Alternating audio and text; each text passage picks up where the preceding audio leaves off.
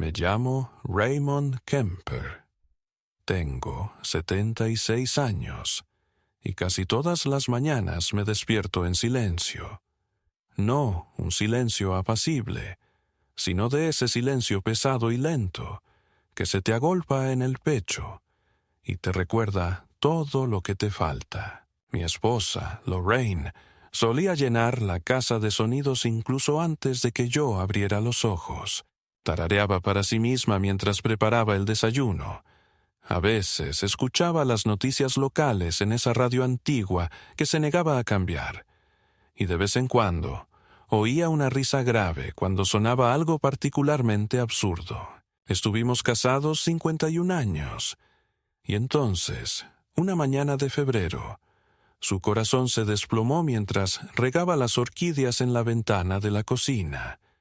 La encontré todavía con el pequeño pulverizador de plástico en la mano. Ya se había ido. Después de eso, el tiempo dejó de significar lo que solía significar. Los días se mezclan. Las mañanas se sienten iguales. Ya no se cuentan los domingos. La jubilación no me asustó. Trabajé como maquinista. 39 años en la misma fábrica. Y tenía planes cuando dejé de trabajar. Pero nada en este mundo te prepara para la forma en que el duelo convierte el tiempo en un eco a cámara lenta. Durante el primer año, después de la muerte de Lorraine, mantuve todo exactamente igual. Sus pantuflas junto a la cama, su bata en el gancho detrás de la puerta, su taza de té en el armario, con el desconchón en el asa. Incluso seguí comprando la marca de yogur que le gustaba, sabiendo que no lo comería. Simplemente no podía parar. Vivo en Lancaster, Pensilvania, en la misma modesta casa de una sola planta que compramos en 1971. Los vecinos han cambiado. Los árboles que plantamos en el patio trasero ahora son altos y quebradizos por el tiempo. La calle solía estar llena de risas, humo de barbacoa y niños jugando a la mancha en la acera. Ahora es casi todo silencio, salvo por el ocasional soplador de hojas o el ruido de un camión de reparto. Me las arreglo. Tengo mi seguro social, algo de pensión y la casa está pagada. Pero no son las finanzas lo que te agota, sino el mundo que se encoge. Es como el teléfono deja de sonar, como dejan de llegar las invitaciones, cómo empiezas a cuestionarte si todavía formas parte de algo que importa. Mi hijo, Teddy, se mudó conmigo hace 2 años. Esa frase me reconfortaba un poco. Cuando creía que venía por preocupación, para hacerme compañía, para ayudarme si me caía o se me olvidaba un quemador. Pero con el tiempo comprendí que no se trataba de mí en absoluto. La vida de Teddy se había desmoronado. Lo habían despedido de un trabajo de reparto. Alternaba entre dormir en un sofá y dormir en un motel. Estaba distanciado de su exesposa y apenas tenía contacto con su hija. Dijo que mudarse sería temporal, solo hasta que arreglara las cosas. Eso fue hace 27 meses. Al principio, me decía que era bueno tener compañía. Él ayudaba a cortar el césped y arreglaba el triturador de basura. Traía la compra, preparaba café por la mañana, incluso veíamos partidos de béisbol antiguos juntos. Pero poco a poco, la rutina cambió. Teddy dejó de salir. El césped se desgarró. Se apoderó del sótano y lo convirtió en su guarida. Un colchón en el suelo, un monitor de ordenador encendido, contenedores de comida a medio comer apilados, como sacos de arena contra las paredes. Dormía todo el día. Rondaba la casa por la noche. Fumaba marihuana en el garaje, aunque le dije que no quería el olor dentro. Lo descartó con un gesto de la mano. Tranquilo, papá, ya es legal. No pagaba alquiler. No compraba comida. Cada vez que lo mencionaba, se ponía a la defensiva. ¿Quieres que vaya a hacer hamburguesas? ¿A mi edad? Tiene 43 años. Pero en muchos sentidos se siente mucho más joven. No en espíritu, sino en irresponsabilidad. Lo peor no era su pereza. Era la forma en que empezó a hablarme, como si fuera una carga, como si fuera la que se aprovechaba de su propia casa. No necesitas todas estas habitaciones, decía, caminando por el pasillo como un casero, inspeccionando su propia propiedad. Deberías considerar mudarte a una vivienda más pequeña.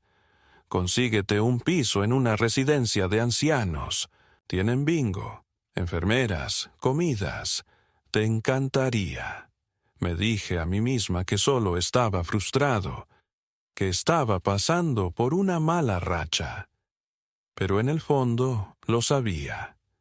No era algo temporal, era el declive de su ambición, de nuestra relación, de cualquier esperanza de que las cosas cambiaran. Había noches en las que me sentaba en mi sillón reclinable y miraba la televisión en blanco, intentando recordar la última conversación real que habíamos tenido. No sobre facturas, ni sobre la compra, ni sobre él pidiendo dinero. Una conversación real, donde vi a mi hijo como lo conocí. Un niño curioso, de ojos brillantes, que amaba los trenes y me llamaba su héroe. No podía recordarlo. Físicamente ya no soy lo que era. Tomo 7 medicamentos diferentes cada día. 2 para la presión arterial, 1 para el colesterol, 2 para la diabetes tipo 2 y un antidepresivo suave que me recomendó mi médico tras la muerte de Lorraine. A veces me dejan aturdido, pero me mantienen en pie. Los organizo por día. Llevo un pastillero meticuloso y los renuevo mensualmente en la farmacia local. Incluso pongo recordatorios en mi teléfono plegable. Es mi pequeña forma de control en una vida donde todo lo demás se siente cada vez más frágil. Hace poco noté que algo no iba bien. Fui a tomar mis medicamentos de la mañana y uno de los compartimentos estaba vacío, antes de lo debido. Al principio, lo atribuí a una distracción. Revisé mi horario de pastillas y conté las que tomaba. Pero volvió a ocurrir la semana siguiente, y luego otra vez. Empecé a llevar un pequeño registro, anotando cada pastilla que tomaba y cuándo, y aún así me faltaba. Al principio no era mucho. Una metformina que faltaba por aquí, unas pastillas de lisinopril por allá. Pero el patrón era claro. Una noche le pregunté a Teddy. Estábamos en la cocina. Él estaba terminando lo que me quedaba de mantequilla de cacahuete y tenía los auriculares puestos, con una oreja colgando. Le dije que creía que alguien estaba manipulando mis medicamentos. Su rostro ni siquiera se inmutó. Se encogió de hombros y dijo: «Probablemente lo olvidaste. Te estás haciendo mayor, papá. Eso es lo que pasa». Y luego salió de la habitación, murmurando algo sobre paranoia. Pero no era paranoica. Conocía mis rutinas, conocía el clic exacto del botiquín, la sensación de cada pastilla en la palma de la mano. Empecé a esconder mi pastillero en diferentes lugares. Detrás de las cajas de cereales, dentro del cajón de los calcetines, Incluso una vez lo pegué con cinta adhesiva debajo de una silla del comedor. No importaba. De alguna manera, las pastillas seguían desapareciendo.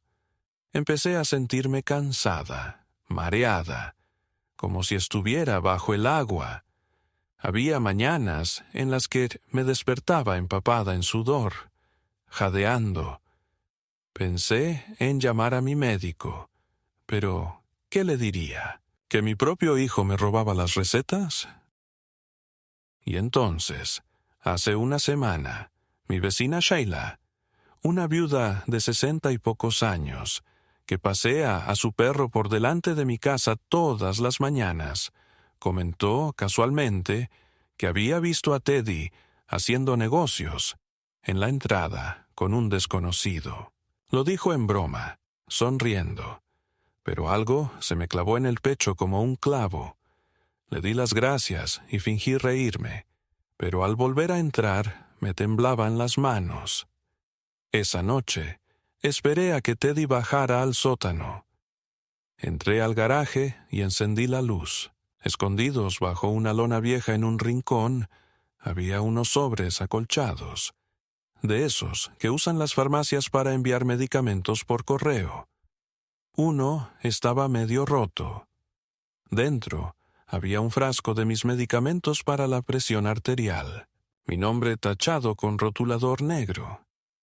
Fue como si me hubieran dado un puñetazo en el estómago.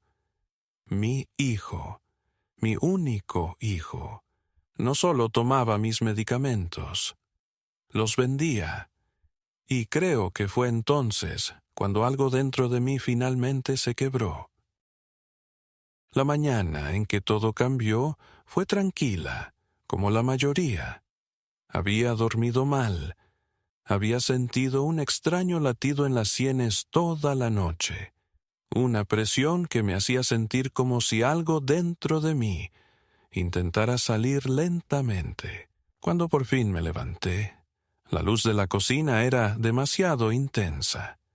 Me moví despacio, con el cuerpo pesado, y cogí el pastillero naranja que siempre guardaba detrás de los cereales. No estaba, ni en la despensa, ni en el armario, ni en el cajón de los calcetines.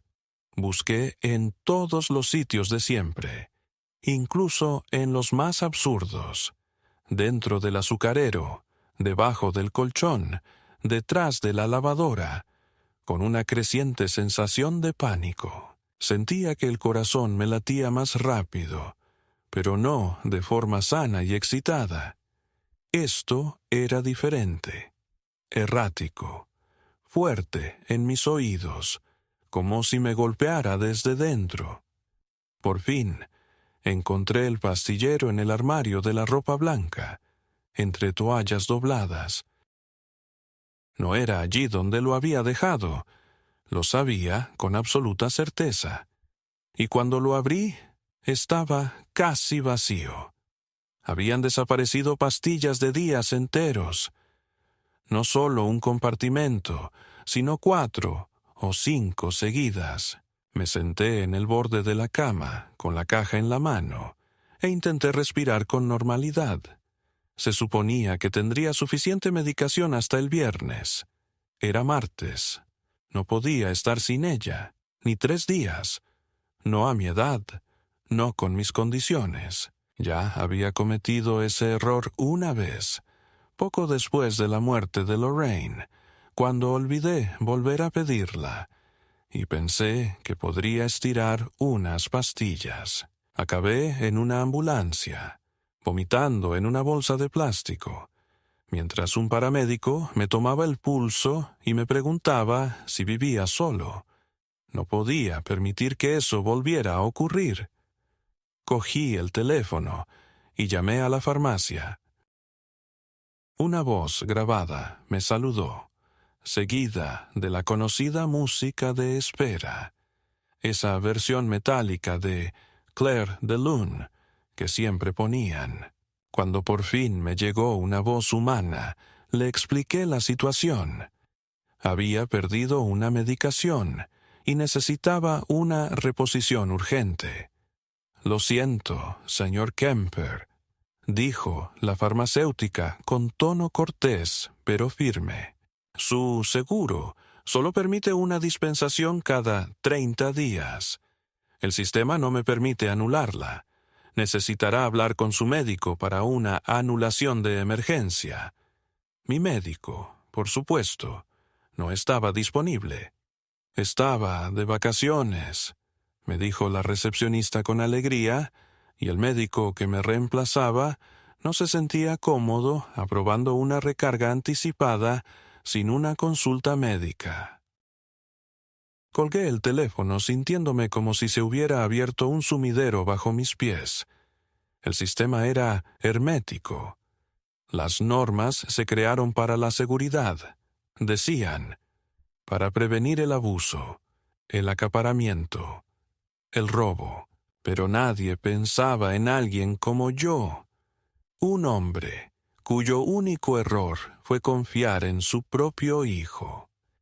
Pasé las siguientes horas vagando entre habitaciones, con el cuerpo aletargado y la mente confusa. Bebí agua, intenté descansar, incluso consideré ir a urgencias, pero la vergüenza me lo impidió. ¿Qué diría? ¿Que mi hijo me había robado las pastillas y que ahora me estaba precipitando hacia otra crisis? Ya podía imaginar la cara de la enfermera, la lástima, el desapego profesional, la silenciosa nota en el sistema que me etiquetaba como persona mayor, red de apoyo inestable. A media tarde, el dolor de cabeza se había convertido en un rugido. Me dolían las articulaciones. Mi visión se nublaba un poco. Me apoyaba en los muebles mientras me movía, con una mano en la pared en todo momento. Intenté llamar a Teddy, pero su teléfono fue directo al buzón de voz. Le escribí: necesitamos hablar, urgente. No hubo respuesta. Bajé al sótano, toqué una vez y luego abrí la puerta. Olía a sudor y a comida para llevar en mal estado. La pantalla de su computadora brillaba en la oscuridad. Una ventana de chat abierta, columnas de listados, nombres de usuario, confirmaciones de pedidos. No lo entendí todo, pero vi suficiente. Una pestaña tenía el nombre de una de mis recetas, una dosis específica, incluso el número de frascos. La miré fijamente, luego la pila de sobres de envío en la esquina. Teddy estaba dormido, con los auriculares puestos, una lata de cerveza medio vacía apoyada en su pecho. No lo desperté. Me quedé allí, temblando, mientras la escena se grababa en mi mente. Ya no era una especulación, era un hecho. Mi hijo vendía mis medicamentos, mis pastillas para la presión, mi insulina, las pastillas que necesitaba para seguir viva. Las intercambiaba por dinero en efectivo, criptomonedas o cualquier moneda patética que la gente usara en esas plataformas oscuras. Y lo que me mató, lo que me dejó completamente vacía, fue que ni siquiera le importó lo suficiente como para ocultarlo adecuadamente. No era vergonzoso para él. Eran solo negocios. Subí las escaleras y llamé a Sheila, mi vecina. Le pregunté si podía llevarme a la clínica. No me fiaba de mí misma al volante. El mareo empeoraba. Sheila llegó a los 10 minutos, con su pequeño terrier ladrando a mi lado mientras me ayudaba a sentarme en el asiento del copiloto. No hizo preguntas, solo me dirigió esa mirada cómplice, la clase de mirada que dan las mujeres cuando sospechan que algo anda mal, y solo esperan la confirmación. En la clínica me atendieron de inmediato. La enfermera me echó un vistazo y llamó al médico de guardia. Mi presión arterial era de 198/105, peligrosamente alta. Tenía náuseas y la camisa me sudaba. Me administraron medicamentos por vía intravenosa. Me hicieron pruebas. Me hicieron todas las preguntas. No les conté todo, solo lo suficiente. Dije que me había saltado dosis, que vivía con un familiar, que había perdido la cuenta. La doctora, una amable mujer de unos 40 años, me miró con preocupación, pero no insistió. Me mantuvieron en observación. Pasé la noche conectado a máquinas, escuchando los pitidos rítmicos como un metrónomo que marcaba todas mis malas acciones. Pensé en Lorraine, en cómo habría gestionado la situación. Habría confrontado a Teddy en cuanto se perdió la primera pastilla. No habría permitido que llegara tan lejos. Pero claro, él jamás se habría atrevido con ella cerca. Él sabía que no era así. Siempre temió más su silenciosa decepción que mi mal genio. Cuando me dieron de alta a la mañana siguiente, el médico me entregó un informe impreso, una nueva receta, una recomendación para ver a un especialista, una advertencia sobre niveles elevados de glucosa y una nota amable sobre servicios de terapia para personas mayores con estrés familiar. Lo doblé y lo guardé en el bolsillo de mi chaqueta y salí a la mañana gris. Sheila me esperaba. Le pedí que me llevara a la comisaría. Dentro, las luces fluorescentes zumbaban débilmente, y el recepcionista me dirigió esa mirada, la expresión cansada y agotada de quien ha escuchado todo tipo de traiciones familiares. Le expliqué, lenta y cuidadosamente, que creía que mi hijo había estado robando y revendiendo mis recetas, que tenía pruebas, los sobres, la computadora. Me ofrecí a llevárselas. Asintió, tomó notas, me dio un número de caso. Dijo que un detective haría un seguimiento, pero lo vi en sus ojos. Resignación. Lo había visto antes. Hijos robando a padres, hijas vaciando cuentas bancarias, nietos falsificando firmas. No estaba sorprendido, solo cansado. Y de alguna manera, eso le dolió aún más que la indignación. Cuando llegué a casa, Teddy seguía dormido. No dije ni una palabra. Fui al baño, cerré la puerta y me senté en la tapa cerrada del inodoro con la cabeza entre las manos. Algo había cambiado. No solo en él, sino en mí. Se había activado un interruptor. Ya no se trataba de una mala racha. No se trataba de ayudarlo a recuperarse.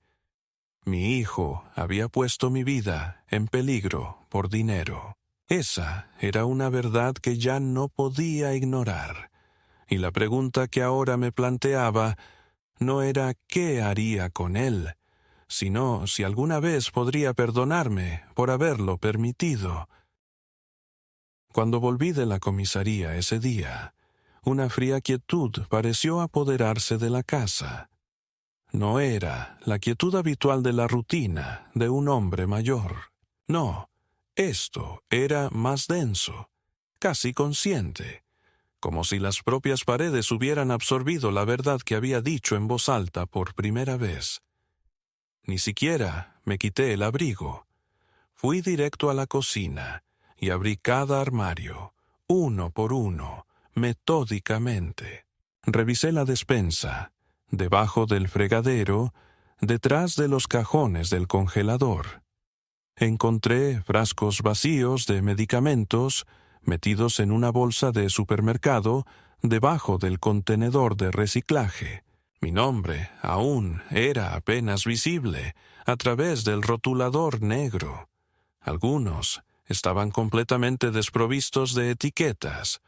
Otros aún tenían las pegatinas de advertencia de la farmacia parcialmente despegadas. Me temblaba la mano al contar los frascos. 8, al menos. No todos de este mes. Algunos eran de antes, incluso algunos que creía haber tomado, dosis que supuse que había usado. La magnitud del asunto comenzó a formarse en mi mente como un moretón que salía a la superficie. Teddy subió esa noche, frotándose los ojos para despeinarse, con el pelo hecho un desastre de rizos y sudor. Llevaba una de mis sudaderas viejas, estirada, manchada, con las mangas cortadas en los puños. Entró en la cocina, abrió la nevera, cogió una cerveza sin decir palabra y se sentó a la mesa como si todo estuviera normal. Me paré frente a él y dije su nombre. Al principio no levantó la vista, solo se quedó mirando la botella abierta. «Necesito hablar contigo», dije nuevamente. Levantó la vista lentamente, con irritación reflejada en su rostro. ¿Y ahora qué? Ayer fui a la clínica. Mi presión arterial estaba casi en 200. Estuve a punto de sufrir un derrame cerebral, Teddy. Un parpadeo lento. Luego, un encogimiento de hombros. Tienes la presión alta. Eso no es noticia. Tragué saliva con fuerza. Me has estado robando las medicinas. ¿Las estás vendiendo? Eso fue todo. El destello se convirtió en algo más vívido. Un destello de ira defensiva, de orgullo herido. ¿De qué demonios estás hablando? Encontré los sobres en el garaje. Vi tu computadora. Vi los anuncios. Apretó la mandíbula. Estabas husmeando entre mis cosas. Estabas vendiendo la medicación que me mantiene viva. Es una acusación muy grave hacerla sin pruebas. Tengo pruebas. Se las mostré a la policía.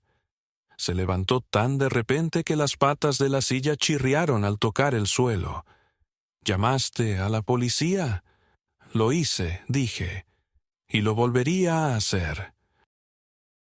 Por un momento, pensé que me iba a golpear. Tenía los puños apretados a los costados, los ojos abiertos y el cuerpo temblando.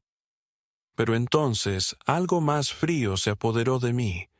Retrocedió, rió con amargura y dijo: «Estás loco, viejo. Estás confundido. Probablemente olvidaste que tomaste esas pastillas. Eso es lo que pasa cuando te empieza a fallar el cerebro». Lo recuerdo todo. ¿Y tú? Se acercó más, bajando la voz hasta convertirse en un susurro. ¿Recuerdas dónde estacionaste la semana pasada? ¿Recuerdas qué día es hoy? ¿Qué año es? No estoy senil, Teddy. No, dijo despacio, con crueldad. Solo estás paranoico. Se dio la vuelta y salió de la cocina, bajando las escaleras pisando fuerte hacia el sótano. Me quedé allí un buen rato después de que se fuera, respirando con dificultad, sintiendo las costillas temblar con cada respiración superficial. Quería gritar, tirar algo, pero solo pude apoyarme en la encimera y dejar que el silencio me envolviera de nuevo. A la mañana siguiente, la tensión seguía ahí. Me desperté aturdida, inestable, con un sabor metálico en la boca. Tomé la poca medicación que me quedaba, racionando cuidadosamente las dosis, e intenté fingir que no se me habían derrumbado las paredes. Teddy no subió ese día. No oí el crujido de sus pasos, el encendido del microondas ni el portazo de la puerta trasera, pero sabía que seguía allí. Su coche estaba aparcado delante. El router Wi-Fi parpadeaba sin parar, y podía oír tenues bajos resonando desde abajo, en los momentos de silencio entre mis pensamientos. Esa tarde sonó el timbre. No esperaba a nadie, y al abrir, allí estaba un hombre alto y corpulento, con un polo azul marino y un portapapeles en la mano. ¿Raymond Kemper? Sí. Aquí hay algo sobre el pedido de equipo, dijo, sin levantar la vista. Medidores de glucosa, caja de 60. Se me encogió el estómago. Yo no pedí eso. Entrecerró los ojos. Dice aquí mismo, pedido en línea, pago en criptomonedas. Entrega a esta dirección, a su nombre. Se requiere firma. No pedí nada. ¿Quieres rechazar la entrega? Sí. Devuélvelo. Parecía molesto, pero asintió, garabateó algo y regresó a la camioneta. Cerré la puerta, esta vez con ambos cerrojos. Me quedé allí, con la espalda apoyada en ella, pensando a mil. Estaba usando mi nombre, mi identidad. Y no solo para robar pastillas, sino para una operación completa. Había llevado esto hasta el límite. Mi domicilio ahora era un punto de contacto para envíos ilegales. Si la policía volvía, y lo haría, podría dejar de ser vista como una víctima. Podría ser vista como cómplice. Fui a la puerta del sótano y llamé. No hubo respuesta. La abrí y bajé despacio, con una mano en la barandilla. La habitación estaba a oscuras, salvo por el brillo azul del monitor. Teddy estaba allí, desplomado en la silla, con los auriculares quitados esta vez y los ojos cerrados. Había una caja de pizza en el suelo y un vaso con un líquido ámbar, no cerveza. Descansaba precariamente en el borde del escritorio. Osito de peluche. Él no se movió. «Teddy», dije más fuerte. Abrió los ojos lentamente. Me miró como si le costara trabajo concentrarse. «Usted recibió un paquete a mi nombre», dije. Él gimió. «¿Y?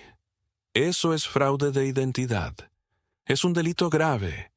Estás siendo dramático. Te lo voy a pedir una vez más. Para ya. Sal de esta casa. Si no te vas para el viernes, cambiaré las cerraduras». Se puso de pie lentamente, inestable. «Vas a echarme, a tu propio hijo. Te di 2 años. Pusiste mi vida en peligro. Estoy harto. No puedes sobrevivir sin mí, viejo bastardo». Dio un paso hacia mí, y yo retrocedí 1. Su aliento era agrio y sus ojos estaban rojos. «La mitad del tiempo te olvidas de comer», dijo con desdén. «Olvidas la estufa encendida. ¿Quién te cuidará cuando te vuelvas a caer? Shaila, con su perrito. Prefiero morir solo antes que dejar que me ayudes de nuevo». Se rió. Un sonido seco y hueco. «Ya te estás muriendo, papá. Mírate». Y entonces murmuró algo que jamás olvidaré. «¿Crees que alguien te va a creer? ¿Crees que vas a ir a la policía y que les va a importar? Dirán que solo eres un viejo confundido que perdió sus pastillas. Y cuando les muestre que tengo poder notarial, ¿a quién crees que le creerán?» Eso me dejó paralizado. «¿Qué?», sonrió con suficiencia. «¿Recuerdas esos formularios que te hice firmar el año pasado? ¿Qué decían que eran para el banco? Ni siquiera los leíste. Casi me fallaron las rodillas. ¿Falsificaste?» «No», la interrumpió con naturalidad. «Firmaste. Simplemente no prestaste atención». Subí las escaleras en silencio. Esa noche no dormí. Me senté en la sala con las luces apagadas, el frasco de pastillas en la mano, y me di cuenta de algo que debería haber sabido hacía mucho tiempo. Mi hijo ya no era solo un hombre con problemas, era un depredador Y yo, una presa. El colapso, cuando llegó, no fue cinematográfico ni estrepitoso. Fue silencioso, clínico y profundamente humillante. Desperté en el suelo del pasillo, con la mejilla izquierda pegada a las baldosas frías, una zapatilla todavía puesta, la otra perdida en algún lugar entre el dormitorio y la cocina. Me palpitaba la cabeza y tenía una humedad cálida y pegajosa en la nuca. Sangre. No mucha, pero suficiente para mancharme el cuello de la camisa. No sabía cuánto tiempo llevaba caído. 1 hora, quizá más. No recordaba haberme caído. Lo último que recordaba era haber ido al fregadero a rellenar mi botella de agua. Después de eso, nada. Intenté incorporarme, pero la vista se me nublaba, y algo detrás de mis costillas gritaba de dolor. Me quedé allí, paralizada, esperando a que el mundo se estabilizara. Nunca lo hizo. Finalmente, llamé, no en voz alta, solo una palabra, ronca y baja. Teddy. Ninguna respuesta. Teddy. Otra vez. Esta vez más fuerte. Nada. Podía oír movimiento abajo, música tenue, el zumbido de voces en sus auriculares. Estaba despierto. Simplemente decidió no venir. Busqué mi teléfono. No estaba en mi bolsillo. Escudriñé el pasillo desde el suelo, con el cuello rígido, y finalmente lo encontré debajo de una mesa auxiliar a pocos metros. Intenté arrastrarme. Me temblaban los brazos del esfuerzo, y cuando por fin lo alcancé, la pantalla estaba rota. Seguía funcionando. Marqué a Sheila. Contestó al segundo timbre. Raymond. Me caí. Susurré. Me lastimé. Por favor. Llegó en minutos. No sé cómo entró. Quizá fue la llave de repuesto que le di años atrás. Recuerdo su voz llamándome, el calor de su mano en mi espalda, el tintineo de sus llaves al marcar el 911. Llegaron los paramédicos. Me llevaron a urgencias. Tomografía computarizada, radiografías, análisis de sangre. Conmoción cerebral, costillas magulladas, deshidratación.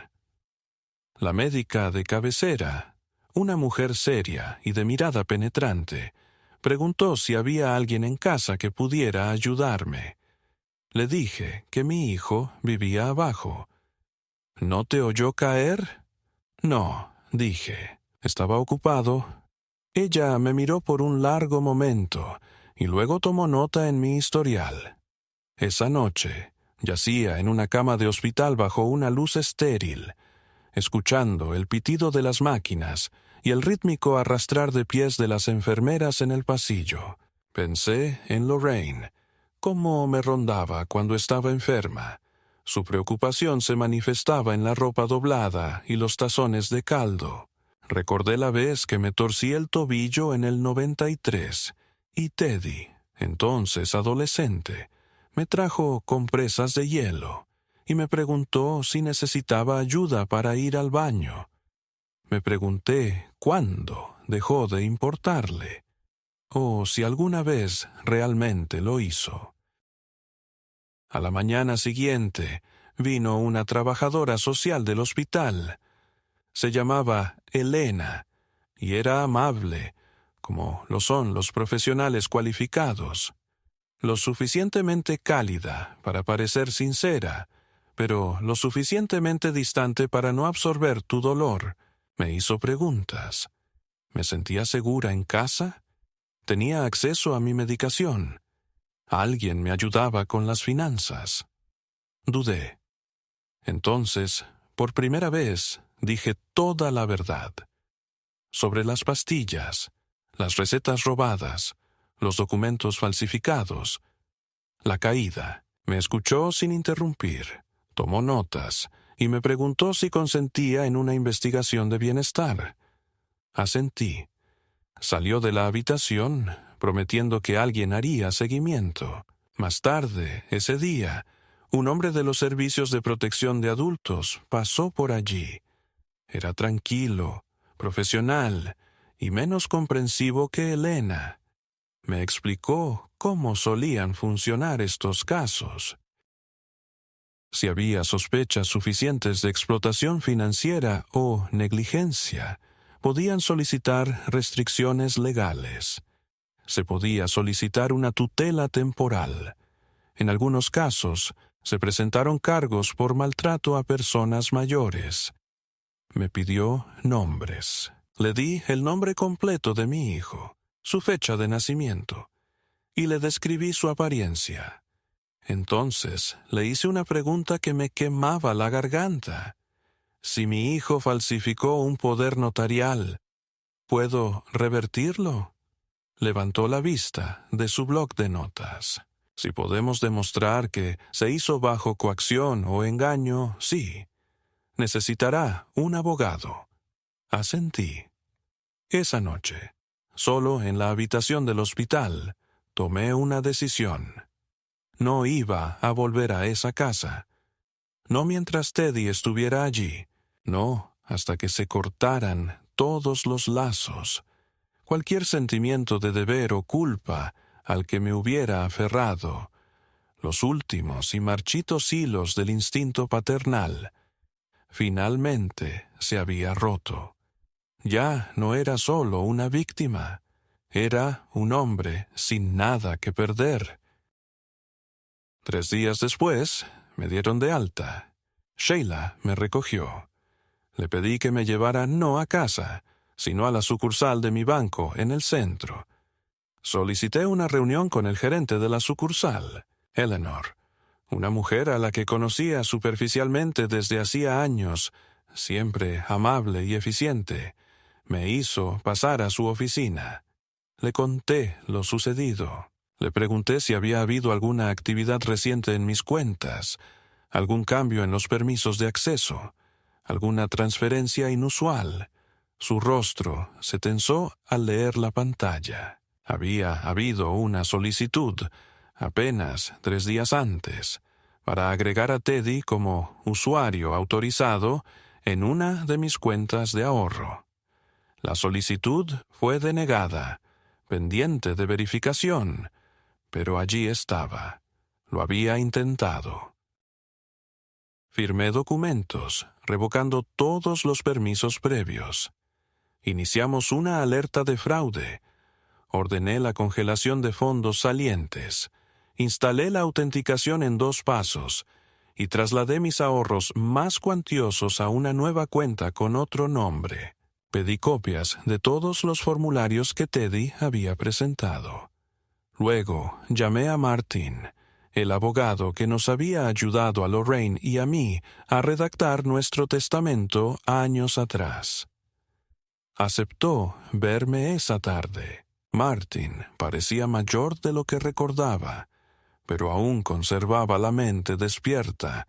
Se lo conté todo: las pastillas, la caída, los formularios falsificados. Me escuchó.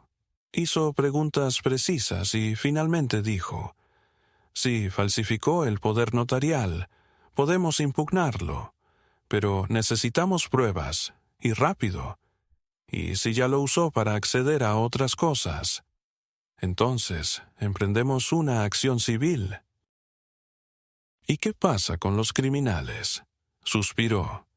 Necesitarás la cooperación de la APS y la policía. Pero sí, es posible. Me recosté en la silla y miré por la ventana. El sol estaba bajo y las sombras en la calle eran largas. Mi hijo había intentado vender mi vida, un frasco de medicamentos a la vez. Había intentado borrar mi autoridad, reducirme a una firma en un formulario, un recuerdo desvanecido en una casa que él trataba como un almacén. Pero aún no me había ido, ni de lejos, y me aseguraría de que lo entendiera.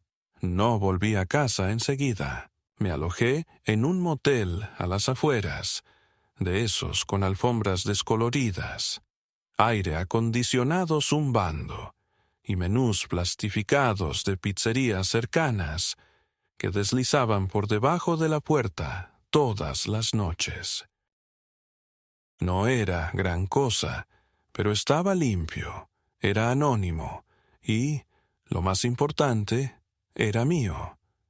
Había algo casi sagrado en cerrar la cadena por la noche, sabiendo que nadie me rodeaba en el sótano, esperando a despojarme de mis derechos mientras dormía. Desde esa habitación, con olor a rancio, comencé a orquestar el desmantelamiento de todo lo que Teddy había construido a mi nombre. A la mañana siguiente de mi reunión con Martin, presentamos la documentación impugnando la validez del poder notarial.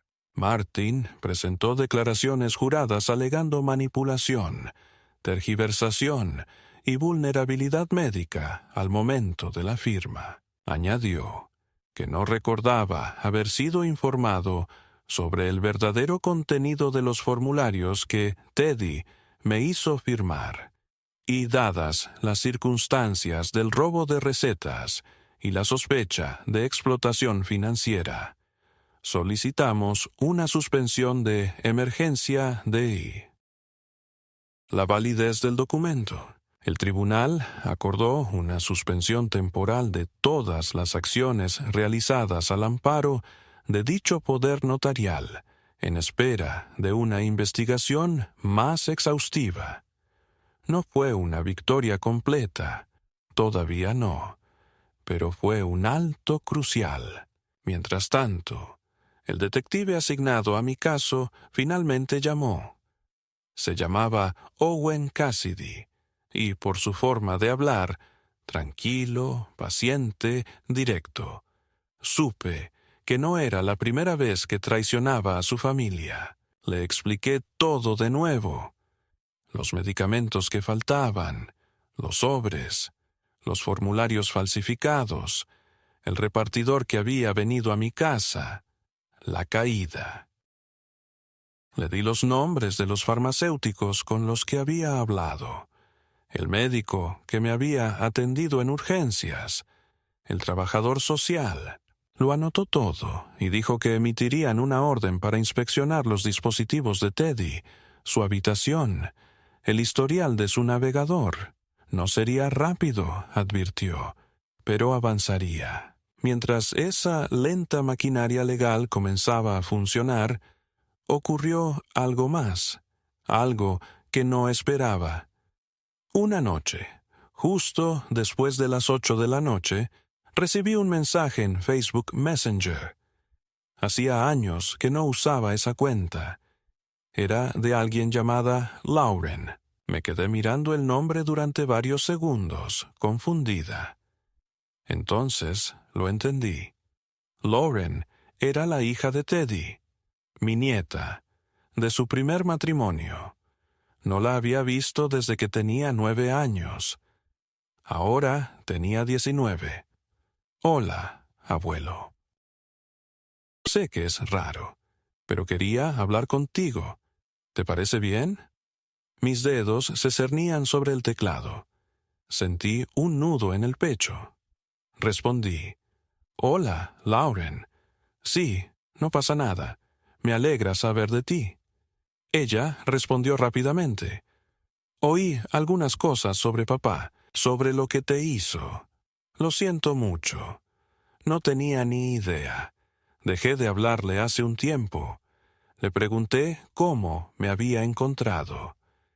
Me dijo que había visto mi nombre mencionado en un subreddit sobre maltrato a personas mayores y explotación económica. Alguien lo había publicado anónimamente, pero los detalles eran inequívocamente nuestros. Una amiga suya que estudiaba trabajo social se lo había contado, pensando que podría ser su familia. Y tenía razón. Le dije que estaba bien, que me quedaba en un lugar seguro y que significaba muchísimo para mí que me hubiera contactado. Hablamos durante más de 1 hora. Me contó sobre la universidad. Estudiaba psicología y quería trabajar con jóvenes vulnerables. No había vivido con Teddy desde que tenía 16 años. Su madre se había vuelto a casar y Lauren había seguido adelante con su vida. Pero se acordaba de mí. Recordaba cómo la llevaba al parque, cómo le enseñaba a armar rompecabezas, cómo hacía panqueques con formas graciosas. Dijo que yo era la única persona que se había sentido una verdadera adulta en su vida. Después de terminar la llamada, me quedé allí un buen rato mirando la pantalla. Mi hijo había intentado borrarme, había intentado reducirme a una cáscara, pero el recuerdo de quién había sido, de lo que había dado, seguía vivo. En ella era lo primero bueno que me había pasado en meses, pero la guerra no había terminado. Una semana después de que se decretara la congelación del poder notarial, Martín me llamó con noticias. Teddy había intentado vaciar una de las cuentas conjuntas, una que yo había olvidado por completo. Era una cuenta antigua que Lorraine y yo habíamos abierto hacía décadas para ahorrar para la universidad. No la había tocado en años. Al parecer, Teddy la había redescubierto y había presentado formularios de retiro alegando mi incapacidad. Pero gracias a la alerta en mis registros, la solicitud había sido denegada y marcada. Estaba furiosa. Ya no era desesperación, era estrategia. Mi hijo se había convertido en un depredador con una hoja de cálculo. Estaba rebuscando en cada rincón de mi vida financiera, buscando puntos débiles. Y supe, entonces, con una claridad fulminante, que no pararía hasta que uno de nosotros estuviera legalmente o literalmente fuera del camino. Ese domingo volví a casa. No le dije a Teddy. Esperé hasta saber que estaría fuera, probablemente recogiendo provisiones o haciendo otro trato. Le pedí al cerrajero que me encontrara a las 2 de la tarde. Cambiamos todas las cerraduras de la casa, la de la entrada, la de atrás y la del garaje. Instalé cámaras en la entrada, la sala y la cocina. Empaqué todo lo que realmente necesitaba. Documentos importantes, mi computadora, algunas mudas de ropa, el álbum de fotos que Lorraine había hecho para nuestro 40º aniversario. El resto se lo dejé. Le di el sofá, los platos, el viejo sillón reclinable. Eran solo cosas. La casa ya no era un hogar, era una prueba. Antes de irme, pegué un aviso impreso en la puerta del sótano. Teddy, por orden judicial de emergencia y revocación del poder notarial, ya no estás autorizado a usar esta residencia como domicilio. Tienes 72 horas para desalojar. Cualquier entrada después de esa fecha se considerará allanamiento ilegal. RK. Tomé una foto de la nota. Cerré la puerta principal detrás de mí y no miré atrás. Esa misma noche, Martin me informó que podríamos solicitar una orden de alejamiento si fuera necesario. Le dije que iniciara el proceso. En 48 horas, un juez dictó una orden temporal que impedía a Teddy entrar en mi propiedad, acceder a mis cuentas o contactarme directamente. 2 semanas después, el tribunal revisaría su permanencia. Luego, 2 noches después, Teddy se envenenó. No fue intencional.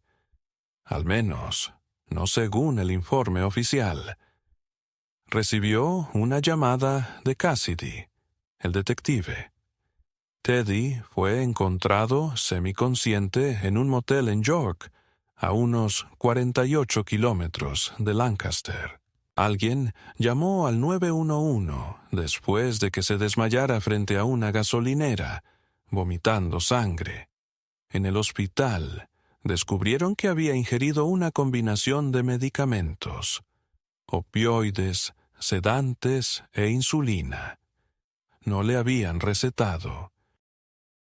Probablemente había estado revisando su inventario y accidentalmente tomó una mezcla que era para otra persona. Estaba en la UCI, estable, pero en coma.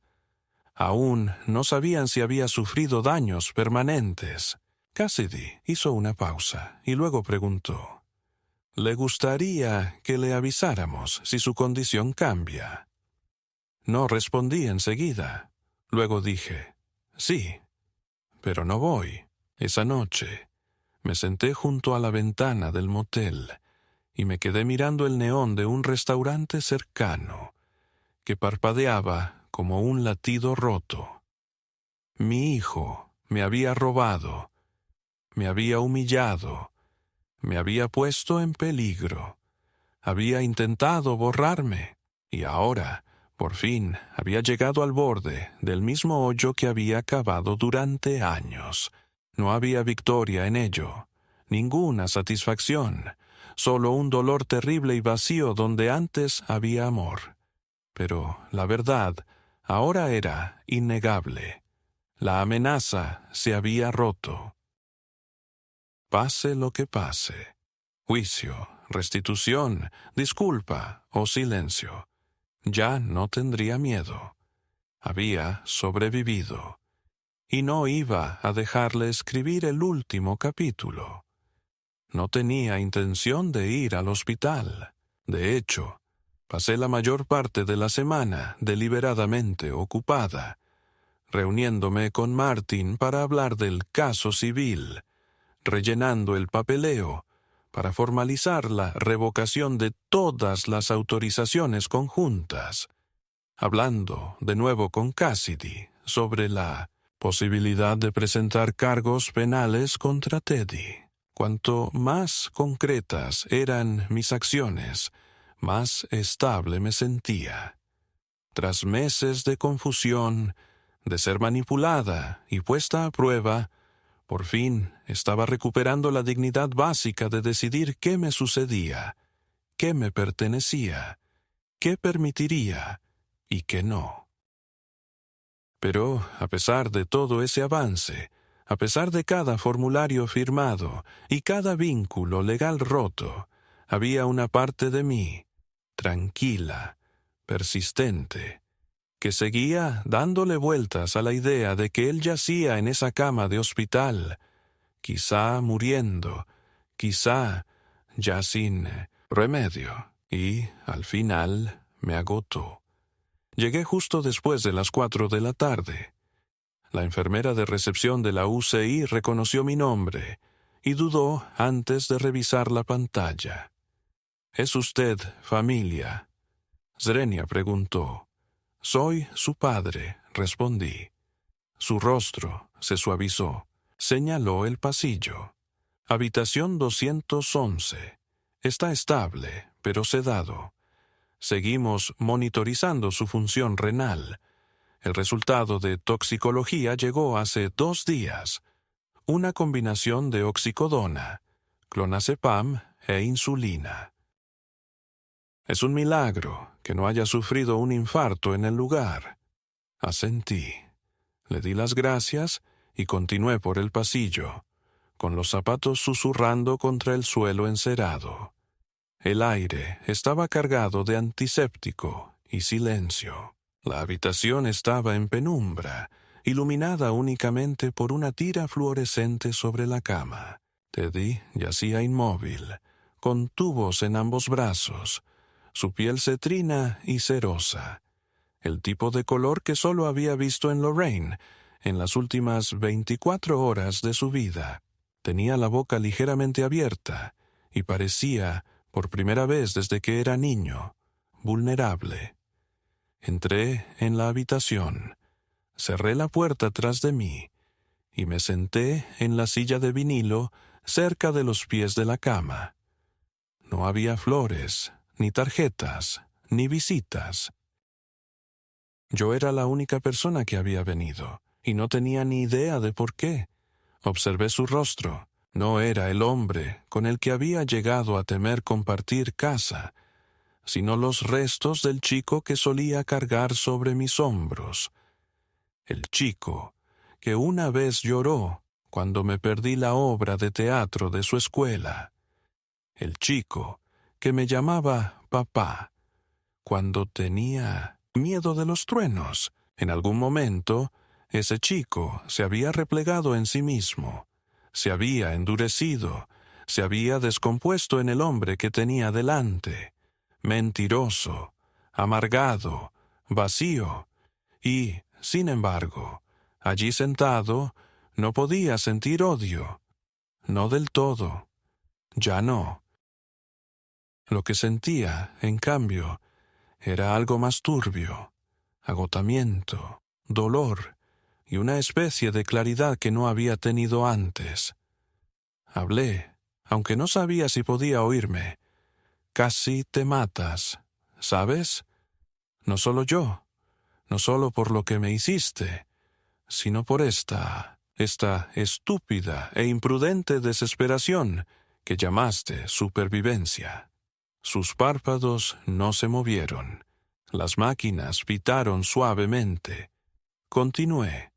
Solías preguntarme de pequeño, ¿qué pasa después de que la gente muere?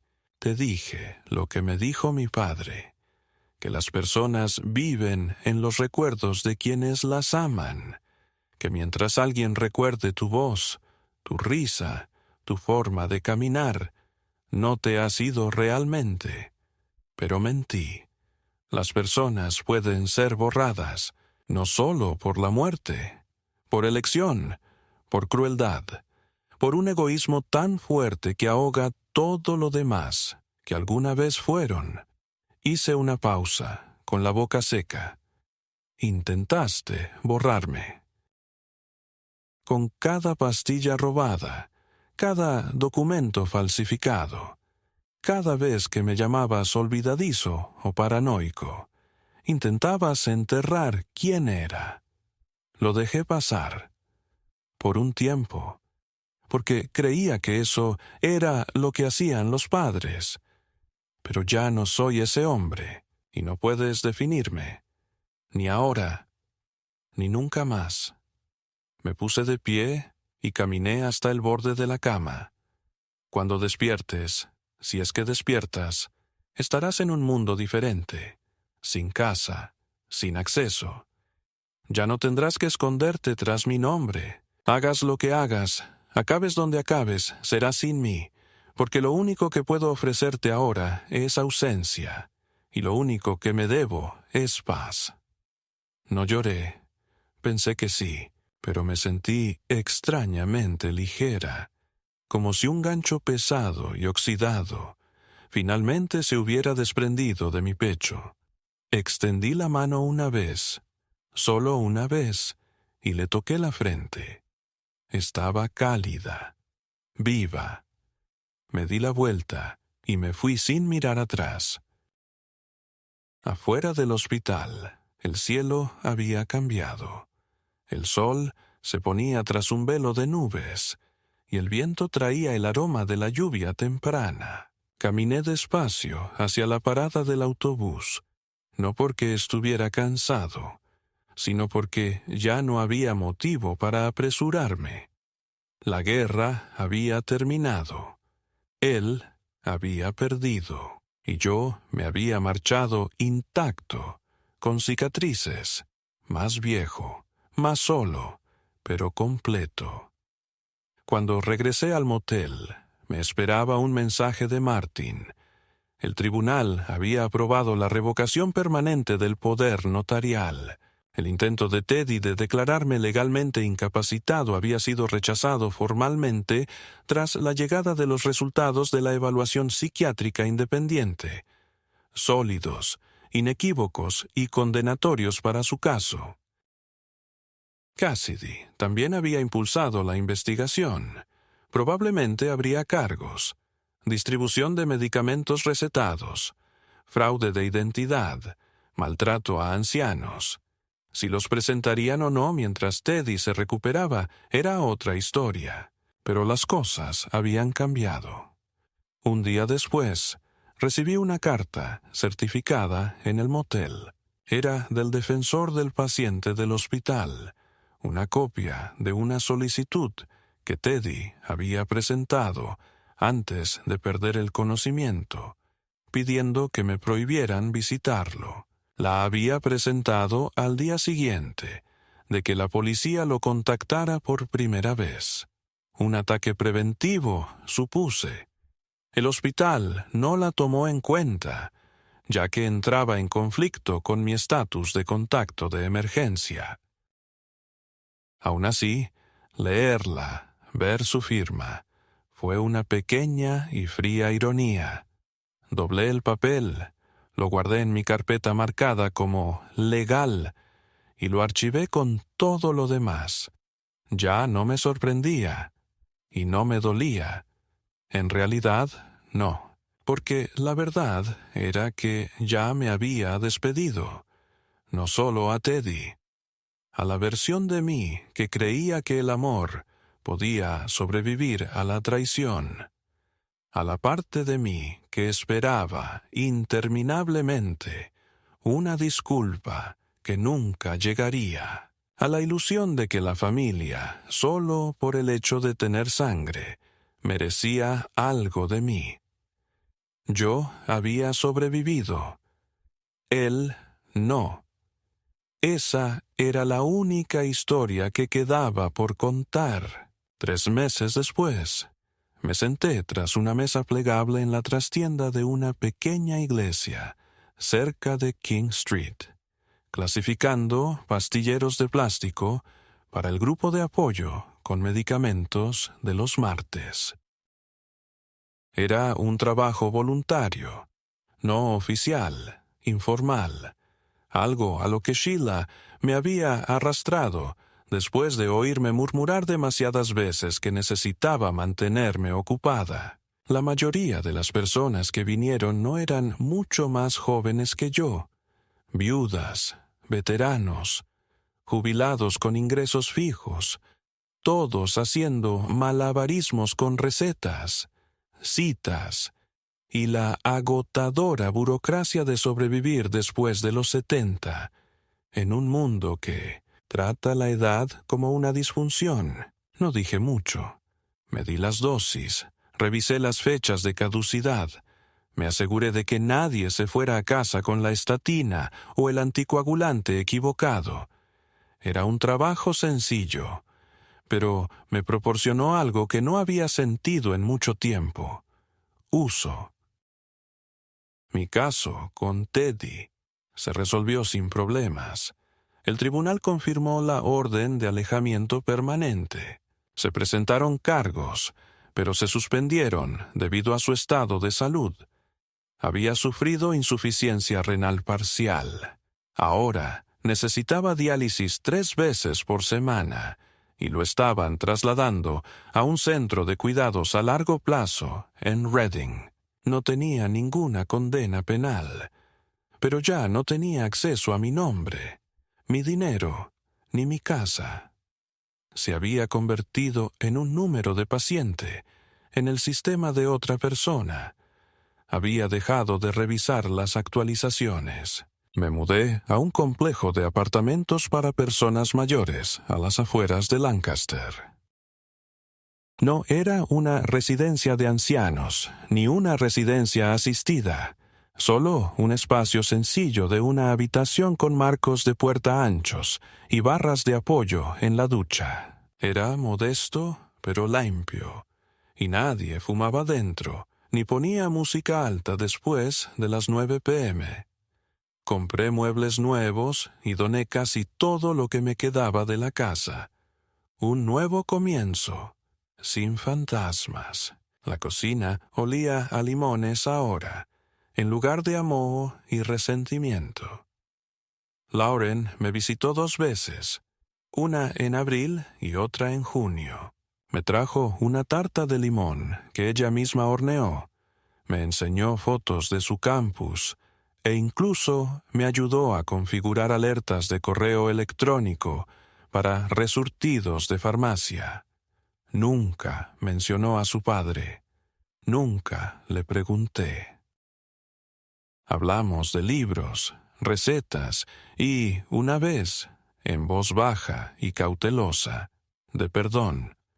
Dijo que no sabía si podría perdonar lo que le había hecho a su madre, a mí. Le dije que el perdón no era una puerta que se cruzara, era una montaña que había que seguir subiendo, incluso cuando parecía que nunca habría una cima. No quería venganza. Esa parte de mí había muerto en algún punto entre el juzgado y la UCI. Lo que quería ahora era algo más sencillo. Quería un café tranquilo por la mañana. Quería saber que, al abrir la puerta de mi casa, nadie usaría mi nombre como contraseña para acceder al mercado negro. Quería sentirme importante para alguien que aún no me había quitado todo lo que tenía para dar. Una tarde, sentado en mi sillón escuchando una vieja emisora de jazz en la radio que a Lorraine le encantaba, me di cuenta de algo que me detuvo en seco. Por primera vez en más de un año, no tenía miedo de morir. No porque estuviera listo, sino porque por fin, en silencio, estaba vivo.